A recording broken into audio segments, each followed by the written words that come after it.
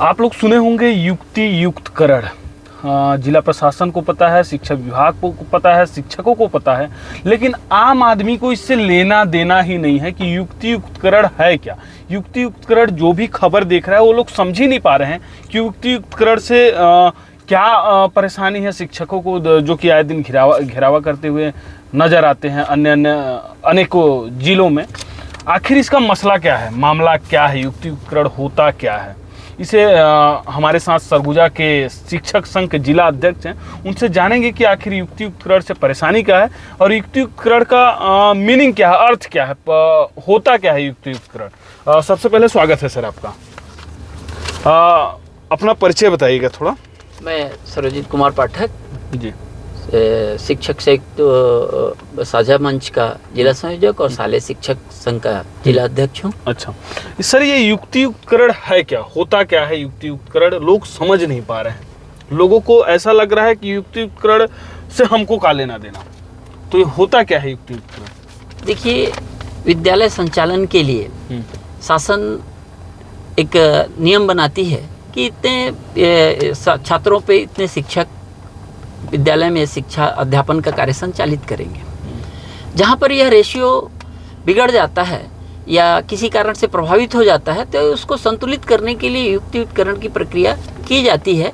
यह कोई नई प्रक्रिया नहीं है, यह बहुत पहले से भी ज़रूरत और आवश्यकता के अनुसार जो है सरकार और शासन करती आई है, जिसको हम युक्ति युक्त करण करते हैं। जैसे अभी युक्ति युक्त करण का उद्देश्य शासन जो बता रही है कि भाई जो एकल विद्यालय हैं या शिक्षक विहीन विद्यालय हैं वहाँ पर तक शिक्षकों को भेजना है, वहाँ तक शिक्षकों को उपलब्ध कराना है, जिससे कि वहाँ के भी बच्चे शिक्षा ग्रहण कर सके, शिक्षक के अभाव में कोई भी बच्चा शिक्षा से वंचित न रहे। इस उद्देश्य को लेकर शासन जो है इस तरह का युक्ति युक्त करण कर रही है। अच्छा, इनका उद्देश्य है कि कोई भी बच्चा शिक्षा के लिए परेशान ना रहे, शिक्षा ना मिले, इसके लिए कोई परेशानी ना हो। तो इसमें आए दिन घेरावा करते हुए शिक्षक संघ नजर आते हैं, इसमें गड़बड़ी क्या हो चुकी है, क्या परेशानी है शिक्षकों को? देखिए, कोई भी जो प्रक्रिया होती है उसका एक नियम होता है। कुछ नियम पूर्व से स्थापित होते हैं, कुछ नियमों को तत्कालीन व्यवस्था के हिसाब से बनाया और समायोजित किया जाता है, संकलित किया जाता है और उसका फिर इम्प्लीमेंटेशन होता है।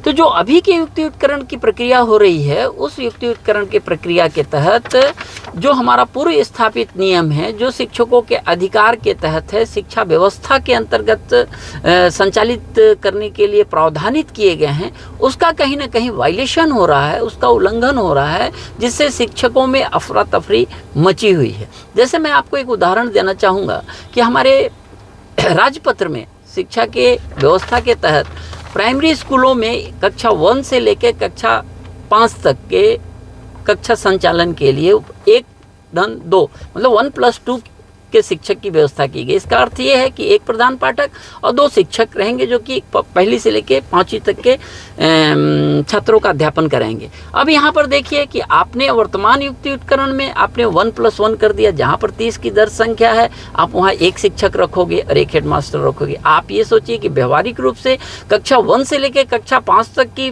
पढ़ाई, जिसमें प्रतिदिन 20 विषय का अध्यापन कार्य कराना है, ये कैसे संभव है कि एक शिक्षक और एक प्रधान पाठक करा लेंगे?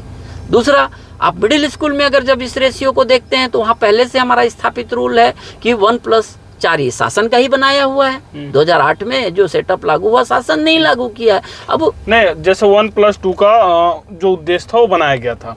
अब क्या हो रहा है, अब कितना का बना दे रहे हैं रेशियो, वो लोग कितना? अब वहाँ पर सरकार क्या कर रही है? अब सरकार जो अभी युक्ति युक्त करण कर रही है उसमें जहाँ पर दर्ज संख्या 30 है वहाँ पर 1 शिक्षक और 1 हेडमास्टर रख रहे हैं। अच्छा, 1 शिक्षक जो पहले से था उसको आप ऑलरेडी, जबकि वो अतिशेष नहीं था, सेटअप के नियमानुसार था, सेटअप में उसका पद स्वीकृत था, आपने उसकी भर्ती की थी, आपने उसकी पदस्थापना की थी। अब उसको वहाँ से हटाकर आप दूसरी जगह भेजना चाहते हैं।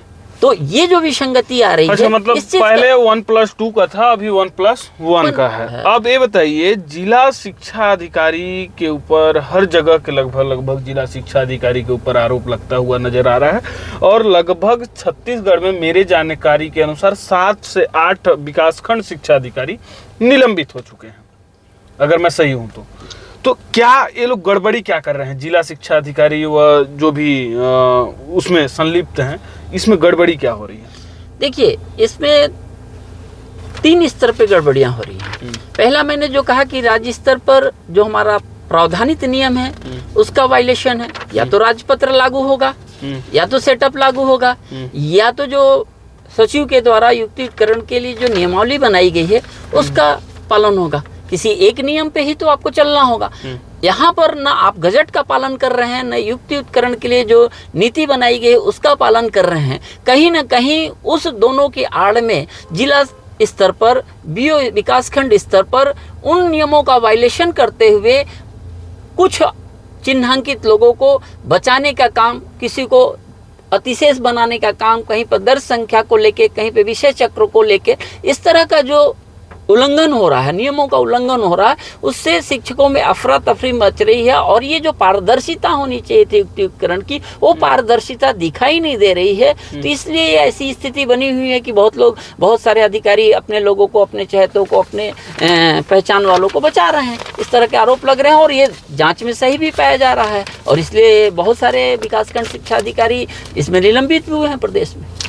समय थोड़ा कम है, आप 1 मिनट में समझा दीजिएगा आम लोगों को, छोटे छोटे बच्चों, क्योंकि आप पढ़ाते हैं, शिक्षक भी हैं, तो मतलब उनको किस तरीके से समझाएंगे और उन लोगों से क्या अपील करना चाहेंगे कि युक्तियुक्तकरण के बारे में क्या सही हो रहा है, क्या गलत हो रहा है, युक्तियुक्तकरण किस तरीके से कार्य कर रही है सरकार?